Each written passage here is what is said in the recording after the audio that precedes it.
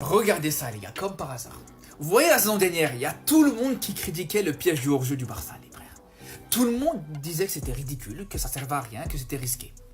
Et là, toutes les équipes d'Europe sont en train d'essayer de faire la même chose. Vous allez voir les gars, cette saison, il y a tout le monde qui va essayer de faire le piège du hors-jeu du Barça, les gars, vous allez voir. Parce que c'est toujours comme ça, même à l'époque du jeu de Guardiola. C'était déjà comme ça, tout le monde le critiquait. Tout le monde disait ouais mais non mais ça fonctionnera pas contre un bloc bas, ça fonctionnera pas si tu te fais presser par l'adversaire.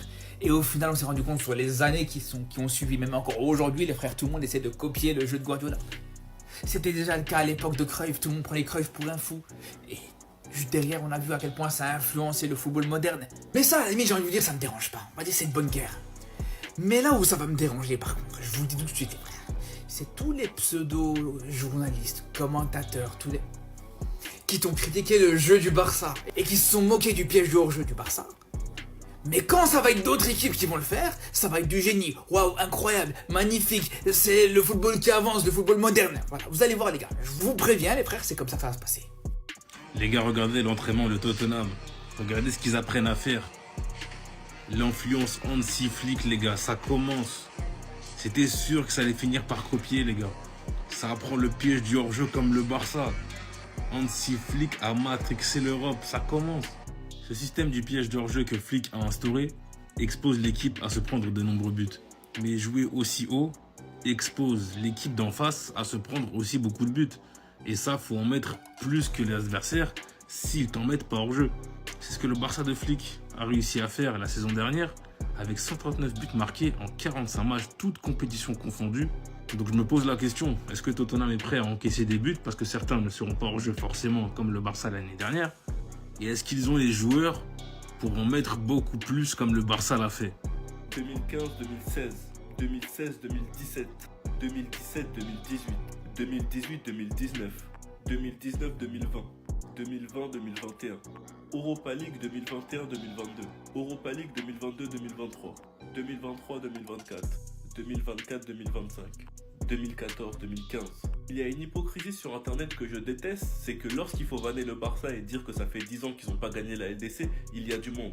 Et c'est ces mêmes supporters qui te diront quand ça leur chante, tu supportes le Barça par facilité. Dans tout ce que je vous ai montré que ce qui s'est passé en Ligue des Champions. Mais entre temps, je pourrais très bien vous parler du départ de Neymar qui a totalement bouleversé le club, de Bartomeu qui a détruit le club, qui fait qu'on est endetté et qu'on peut pas recruter comme un grand club. Le Barça qui pour moi n'a pas respecté Suarez et qui ensuite prend une Liga avec l'Atlético Madrid. Rendez-vous compte, le départ de Messi, notre joueur Coutinho qui marque contre nous au 8-2.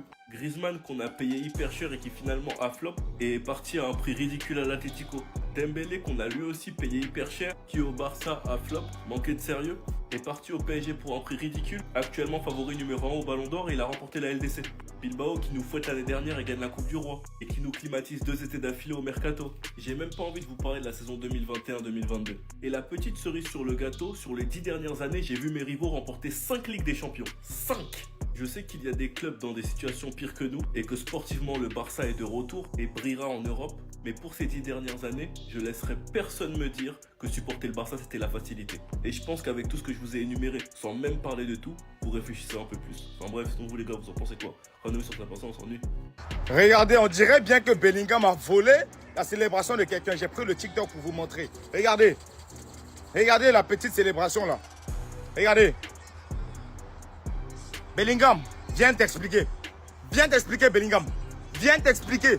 Messi ne fait pas de célébration. Soit il fait des célébrations Marvel pour ses enfants, ou il rend hommage à sa grand-mère ou à Maradona. Mais, petite célébration Messi a fait là. Bellingham, tellement il est fan du Barça, il est venu voler. Et puis aujourd'hui, il se met, il fait ça là encore. Donc c'est Messi qui a fait la célébration là quoi. Ciao! Non, Bellingham c'est un voleur. Bellingham c'est un voleur. Réal de penalty. Les arbitres corrompus. Il vient nous parler de classe avec Modric et Iniesta. Faut arrêtez de nous fatiguer dans les commentaires. Hein. Que Modric. Où est la Coupe du Monde? Où est la Coupe du Monde de Modric? Une légende. Il est quelle légende? Petit ballon d'or volé là même là. Mais s'il ne fait tellement pas de célébration que quand il célèbre, vous venez voler sa célébration. Hein? L'autre, ça va faire sur le Luchi. Galatasaray, ils sont en train de créer quelque chose de très très fort. Regardez bien ce qu'ils sont en train de leur faire faire. Vous allez le voir avec Osimhen juste après. C'est en plein milieu du stade, devant tous leurs supporters, qu'ils ont décidé d'acter leur signature et les faire signer. Parce que très peu de personnes actuellement ont suivi ce qui se passe réellement là-bas. En passant par ces deux signatures, mais surtout celle d'Osimhen, où Galatasaray a dépensé pas moins de 75 millions. Et alors que très peu de personnes se sont demandé, mais d'où ils ont sorti ça? Dites-vous qu'ils devaient beaucoup d'argent et que cette saison c'est le libérement total. Et désormais, en venir à pouvoir utiliser l'argent qui dormait. Suivi d'ailleurs du pack officiel qu'ils ont créé à l'occasion de la signature d'Osimhen, le maillot spécifique, le masque, une écharpe et tout ce qui va avec. Passons d'ailleurs aussi par la signature de Sané, qui en revient d'ailleurs à ce que je vous disais en début de vidéo. Cherchant à créer cette harmonie avec les supporters, lui qui a pris le drapeau des pro-supporters de Galatasaray, les Ultra Aslan. Et on sait tous avec Sané d'ailleurs que malgré les derniers clubs où il est passé, il n'était pas le plus désiré, on sait que sa situation peut changer du jour au lendemain et ça peut se déverrouiller au Galatasaray.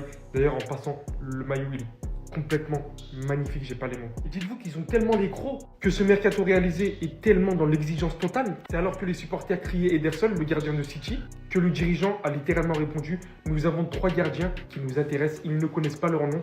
Je pense qu'ils vont devenir fous d'eux-mêmes quand ils connaîtront leur nom. Parce qu'on sait tous, il y a eu des folles rumeurs, Donnarumma, Ederson, il y en a eu tellement des noms sur la table. Galatasaray, il faudra suivre de très près cette saison.